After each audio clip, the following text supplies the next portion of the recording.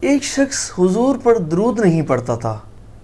اسے خواب میں حضور نبی پاک علیہ الصلوۃ والسلام کی زیارت نصیب ہوئی، لیکن حضور نے اس کی طرف توجہ نہ فرمائی۔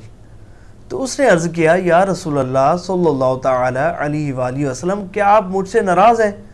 تو نبی پاک علیہ الصلوۃ والسلام نے ارشاد فرمایا، نہیں۔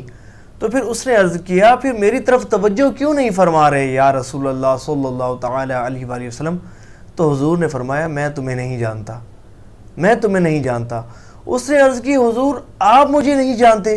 آپ تو ایک شفیق باپ سے بڑھ کر اپنے امتیوں پر مہربان ہیں، اور علماء نے فرمایا ہے آپ اپنے ہر ایک امتی کو پہچانتے ہیں، اور آپ فرما رہے ہیں کہ آپ مجھے نہیں پہچانتے۔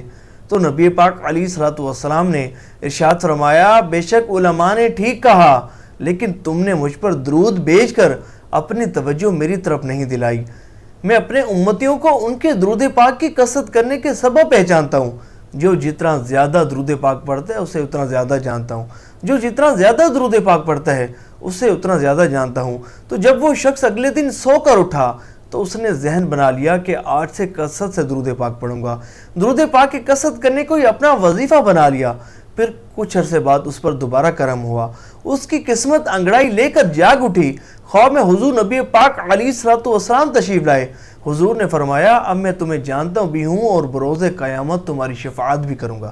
سبحان اللہ۔ اے عاشقان رسول، بے شک درود پاک کی کثرت کرنے والا بڑا ہی خوش بخت ہے، بڑا ہی خوش نصیب ہے۔